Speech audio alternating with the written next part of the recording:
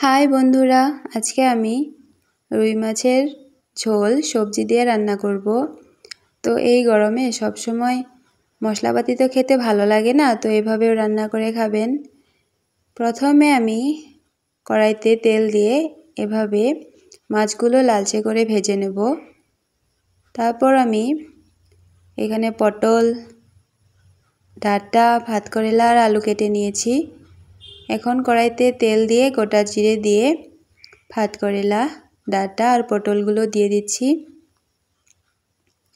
ভালো করে নাড়াচাড়া করে নেওয়ার পর আমি এখানে লবণ দিয়ে দিচ্ছি। লবণ দিয়ে আর অল্প নাড়াচাড়া করে এখানে আমি আলুগুলো দিয়ে দিচ্ছি আর অল্প হলুদ দিয়ে দিচ্ছি আর লাল লঙ্কা বাটা দিয়ে দিচ্ছি। লাল লঙ্কা বাটা দিয়ে ভালো করে নাড়াচাড়া করে নেব। এখন কষিয়ে নেওয়ার পর এখন আমি এখানে গরম জল দিয়ে দিচ্ছি। জলটা যখন ফুটে আসবে তখন মাছগুলো দিয়ে জিরে গুঁড়ো অল্প দিয়ে দিচ্ছি। 10 মিনিটের মতো রান্না করার পর ঝোল রেডি। এই গরমে খেয়ে দেখবেন বানিয়ে বাড়িতে, খুব ভালো লাগে। Bye bye, thank you for watching.